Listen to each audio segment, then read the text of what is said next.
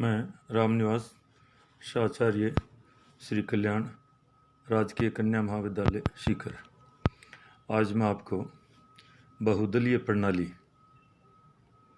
Multi party system के बारे में बताऊंगा। तो इसमें हम शुरू करते हैं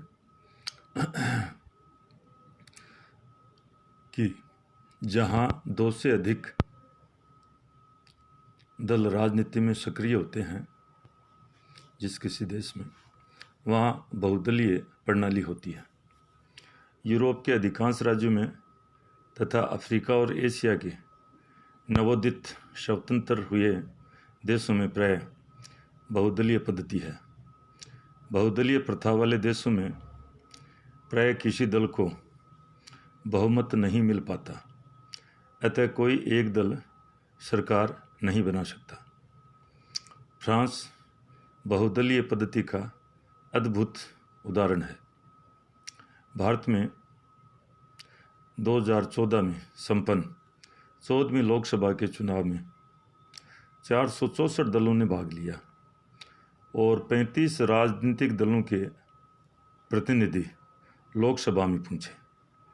तो ये भारत में भी इसका देखो प्रचलन है और कितने दलों के सदस्य। अब यहाँ पर हम बहुदलीय प्रणाली के गुण लेते हैं। तो इसमें हम देखते हैं कि सर्वप्रथम शासन निरंकुश नहीं बन सकता। बहुदलीय प्रणाली है, पद्धति है, इसमें शासन है वो निरंकुश नहीं बन सकता। बहुदलीय व्यवस्था में साझा मंत्रिमंडल का निर्माण होने के कारण किसी एक राजनीतिक दल को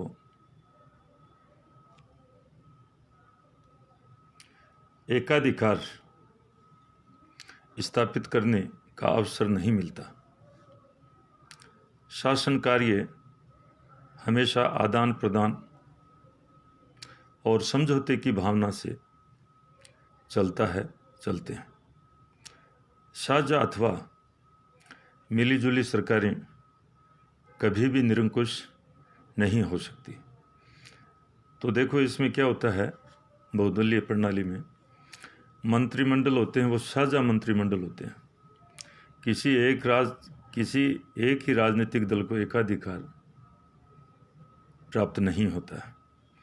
तो जो मिला जुला मंत्रिमंडल है वो कभी भी निरंकुश नहीं हो सकता।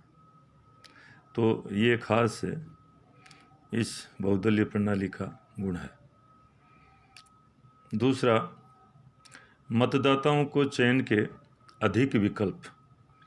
जहां बहुत से दल होते हैं वहां मतदाताओं को चयन की अधिक स्वतंत्रता होती है। द्विदलीय व्यवस्था की तुलना में बहुदलीय व्यवस्था में बहुत से उम्मीदवारों में से अपनी अपनी इच्छा अनुसार किसी का भी चयन मतदाता कर सकते हैं।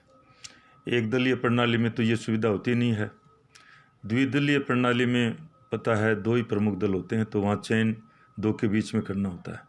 पर बहुदलीय प्रणाली है, इसमें बहुत से प्रत्याशी चुनाव में खड़े होते हैं, प्रतिनिधि खड़े होते हैं, तो मतदाताओं को बहुत से विकल्प मिल जाते हैं। जो सबसे अच्छा है उसके पक्ष में वो अपना मतदान करते हैं और सरकार बनाते हैं। तो ये सुविधा बहुदलीय प्रणाली में होती है, ये इसका एक बड़ा गुण है। नंबर 3, संसदीय शक्ति का ह्रास नहीं। विधायिका की शक्तियों का वास्तविक निखार बहुदलीय व्यवस्था में ही आता है, क्योंकि गठबंधन सरकार आसानी से विधायिका को भंग करने की धमकी नहीं दे सकती। गठबंधन सरकार का अस्तित्व विधायिका की सद्भावना पर ही निर्भर करता है। तो जो संसदीय मर्यादा है, संसदीय गरिमा है, उसका ह्रास बहुदलीय प्रणाली में नहीं होता है। यदि दो ही दल हों, द्विदलीय पद्धति हो, तो उसमें सरकार विधायिका को धमका सकती है, विधायिका को भंग करने का डर दिखा सकती है। पर यहाँ पर ऐसा नहीं है। यहाँ पर सरकार को विधायिका का बहुत सम्मान करना पड़ता है और हर विधायक की एक गरिमा, महिमा और उसके मान सम्मान का ध्यान रखा जाता है। तो संसदीय जो निखार है, शक्तियां हैं, विधायक जिस प्रकार से विधायिका में कार्य करते हैं और अपना जो एक पार्टी के अनुसार, पार्टी का जो मैनिफेस्टो उसके अनुसार अधिकतम जनहित के कार्य करने को वो तत्पर होते हैं, चाहते हैं, और वो पूरा अवसर इसमें मिलता है। नंबर 4, राष्ट्र दो विरोधी गुटों में नहीं बढ़ता। दल पद्धति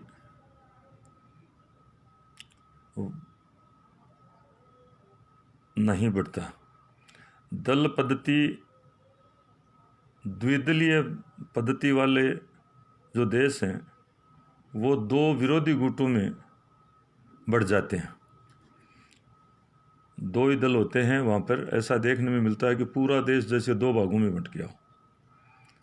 और दलीय अनुशासन की भावना इसमें बहुदलीय व्यवस्था में कठोर नहीं होती है, तो दलबंदी की भावना को इसमें बढ़ा चढ़ाकर प्रदर्शित नहीं किया जाता है। बहुत से दल होते हैं, सब अपनी अपनी जगह अपनी अपनी विचारधारा कार्यक्रम रखते हैं, तो इसमें कोई सबकी समान सी स्थिति होती है।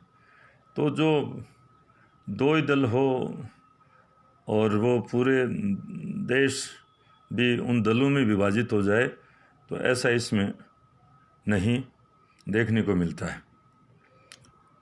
कोई बढ़ चढ़कर दलबंदी का वो प्रचार प्रसार या कुछ ऐसा इसमें होता नहीं है, तो ये खास गुण है इसका। 5वां, सभी हितों एवं विचारधाराओं का प्रतिनिधित्व है। बहुदलीय पद्धति वाले देशों की विधायिका और कार्यपालिका में किसी एक या दो दलों की प्रधानता नहीं रहती, बल्कि सभी दल समकक्ष होते हैं।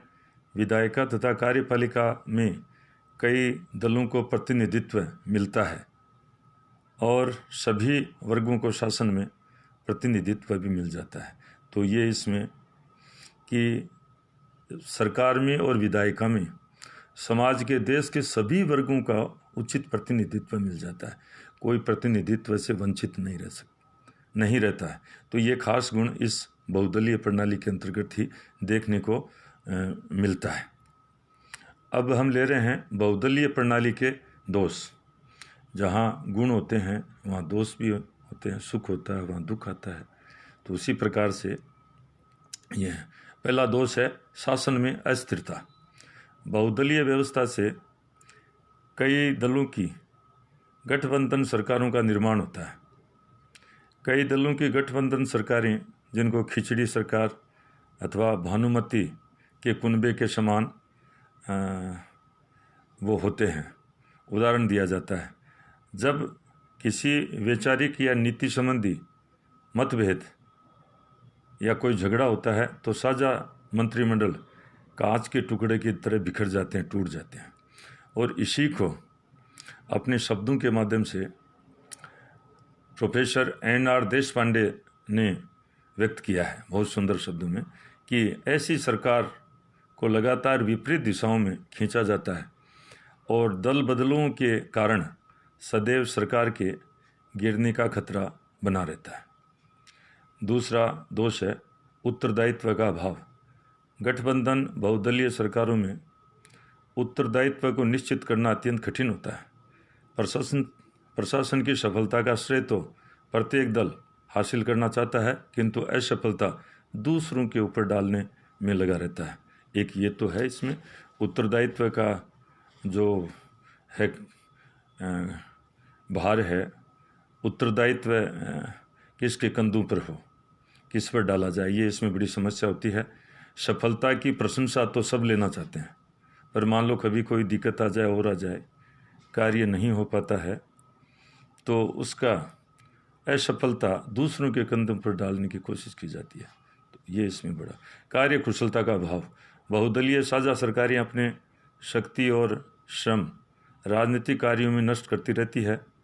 मंत्रीगण कुर्सी बचाने की चिंता में व्यस्त रहते हैं और इस प्रकार प्रशासन की उपेक्षा की जाती है। इससे नौकरशाही का प्रभाव बढ़ जाता है। तो ये भी ध्यान देने योग्य है आपको। दीर्घकालीन नीतियों का अभाव। बहुदलीय पद्धति में साझा गठबंधन सरकार अस्थिर होती हैं, अतः दीर्घकालिक नीतियों का निर्माण संभव नहीं हो पाता, जबकि आर्थिक विकास के लिए दीर्घकालीन नीतियों का होना या उनका निर्माण करना अनिवार्य होता है। तो इसमें आर्थिक विकास की दर है वो काफ़ी नीची रहती है। कार्यपालिका की दुर्बल स्थिति। बहुदलीय शासन वाले देशों में प्रधानमंत्री को कई दलों को साथ लेकर चलना पड़ता है। उसे विभिन्न दलों को प्रसन्न रखते हुए उनमें तालमेल स्थापित करना पड़ता है। यदि कोई भी दल किसी समय सरकार को समर्थन बंद कर दे तो सरकार का पतन हो जाता है। तो ये कार्यपालिका की इसमें एक दुर्बल स्थिति होती है कि कभी भी जो अनेक दलों से मिलकर सरकार का गठन होता है, कोई भी दल सरकार से हाथ खींच ले और उसको गिरा सकता है।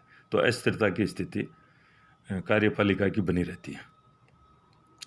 उपसंहार निष्कर्ष या मूल्यांकन के रूप में हम कह सकते हैं कि बहुदलीय पद्धति में मतदाता प्राय व्यक्ति विशेष को मत करते हैं, दल को नहीं। इसमें अल्पमत वाले स्वार्थी व्यक्ति अधिक संख्या में निर्वाचित हो जाते हैं, जिन्हें जिनमें व्यक्तिगत स्वार्थ इतने अधिक सशक्त होते हैं कि वे अपने स्वार्थों के आगे राष्ट्र हित का भी बलिदान कर देते हैं। तो ये इसमें दोष और मूल्यांकन को हमने देखा, आपने सुना, समझने की कोशिश की। इसके लिए आपको बहुत बहुत धन्यवाद और यहीं मैं मेरी वाणी को विश्राम देता हूँ। एक बार पुनः धन्यवाद।